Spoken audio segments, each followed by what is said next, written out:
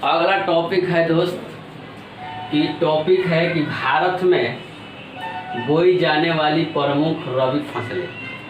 एक प्रश्न बार बार पूछा जाता है कि क्वेश्चन दिया जाता है कि कहता है कि इनमें से निम्न में से कौन सी रबी फसल है और कौन सी खरीफ फसल है। तो हम एक चीज़ याद रखेंगे कि रबी फसल कौन कौन है, तो खरीफ फसल अपने आप हम छांट लेंगे, क्योंकि एग्जाम में पूछा जाता है सरसों, चना, मटर, मक्का दिया रहता है, चावल दिया जाता है, धान दिया रहता है, और बार बार पूछता है उसमें कि इनमें से रबी फसल कौन है। 4 गो खरीफ फसल दिया रहता है, उनमें से पूछता है कि निम्न में से रबी फसल कौन है।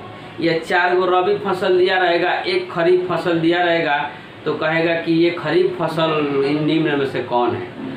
रबी फसल मतलब जो मार्च और अप्रैल में जो काटा जाता है उसी को तो हम बोलते हैं रबी फसल। जो मार्च और अप्रैल में जैसे गेहूँ, सरसों हो गया, ये सब रबी फसल आते हैं। लेकिन रबी फसल में कौन कौन आते हैं और उनका कोड क्या है, कोड के माध्यम से समझेंगे कि रबी फसल कौन कौन है। क्योंकि रबी फसल से क्वेश्चन बार बार पूछा जाता है एग्जाम में।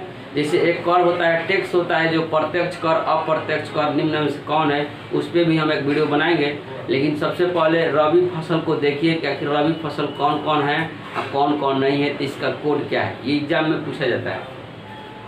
तो सबसे पहले ये कहा है कि क्वेश्चन में कहा है कि भारत में बोई जाने वाली प्रमुख रबी फसलें कौन कौन है। तो इसका कोड है कि आगे जे होई, आगे जो होई, आगे जो होई, आगे जो होई सोचो।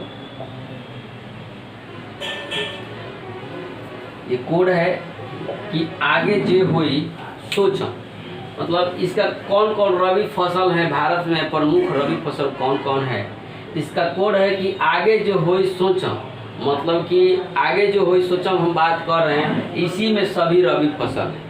और रबी फसल इसमें सभी रबी फसल हैं, तो इन सभी में रबी फसल का नाम कैसे हम जानेंगे। तो देखिए, जैसे आ है तो पहला बात हो जाएगा आ से आलू, आ से आलू ऐसे लिखिएगा, आ से आलू, ये हो गया पहला। गे है तो गे से हो जाएगा गेहूँ, गे से हो जाएगा गेहूँ। जो है तो जो से हो जाएगा जौ, ये जौ हो गया। जौ जो होता है, जो गेहूं की तरह होता है, वही जौ है। होई जो है, इसमें होई जो है ये भैया कॉमन है, ये बात याद रखना, ये कॉमन, ये होई जो है कॉमन है। लेकिन अगला बात है कि सो है, तो सो है तो सरसों, सो है तो सरसों, सरसों, सो है तो सरसों। और च है तो च से हो जाएगा हमारा चना, च से हो जाएगा चना।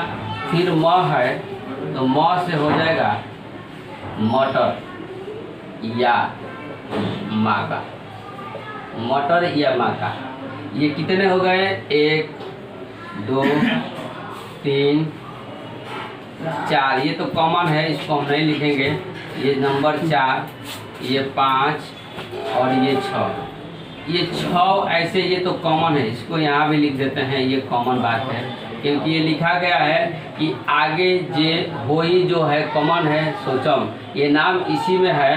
तो आज से हो जाएगा आलू, गे से हो जाएगा गेहूँ, जो से हो जाएगा जौ, होई तो कॉमन है, सो से हो जाएगा सरसों, च से हो जाएगा चना, म से हो जाएगा मटर या माका।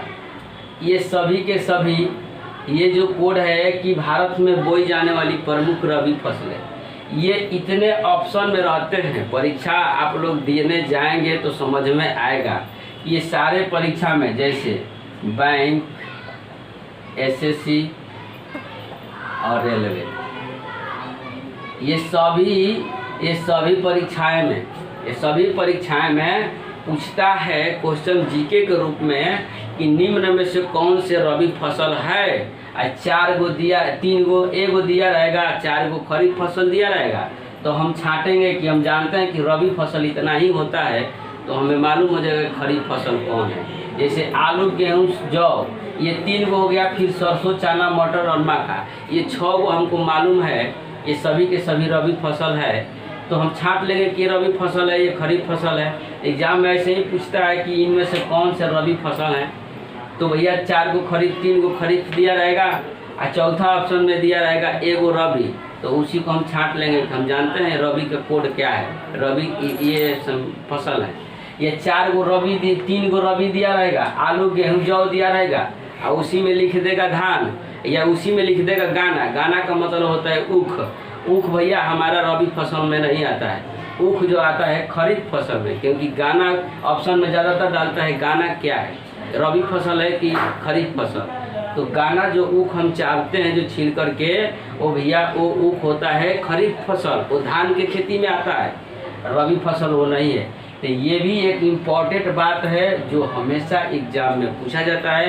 ये कॉमन है क्योंकि भारत में बोई जाने वाली प्रमुख रबी फसलें ये कृषि से संबंधित है, क्योंकि कृषि से भी ज्योग्राफी के हिसाब से क्वेश्चन पूछे जाते हैं। तो हम उम्मीद करते हैं कि ये ट्रिक आप सभी को समझ में आया होगा। हम बोले हैं कि ऐसा ऐसा ट्रिक 400 हमारे पास है, हम पार्ट वाइज वीडियो को लिखते चलेंगे, लिखवाते चलेंगे, बताते चलेंगे। लेकिन आप लोग काम एक ही है कि अगर ये ट्रिक और ये बात अगर अच्छा लगे तो आप लोग भैया वीडियो को थोड़ा देखिएगा मज़ा से, और चैनल को सब्सक्राइब कीजिएगा और बेल आइकन को दबाइएगा।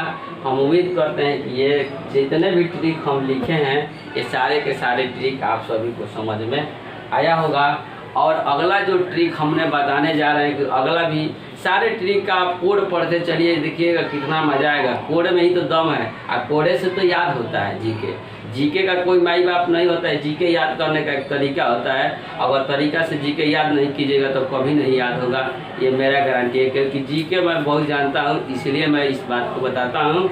ये मेरा अपना सारा फंडा है जो हम शेयर कर रहे हैं आप लोगों के साथ। अभी तक नहीं किया था, लेकिन जब से अपना एग्ज़ाम एनटीपीसी का मतलब चालू किया है, हम भी देना, अब सोचे कि नहीं शेयर करते हैं। तो हमारा ये कोड है, हम उम्मीद करते हैं कि कोड समझ में आया होगा। अब इसी सेशन के साथ अपना यहाँ वीडियो ब्लॉग करते हैं। जय हिंद, जय भारत। चैनल को सब्सक्राइब कीजिए और बेल आइकन को दबाइए। आप सपोर्ट कीजिएगा तो हम भी आप सभी को सपोर्ट करेंगे। जय हिंद, जय भारत, वंदे मातरम।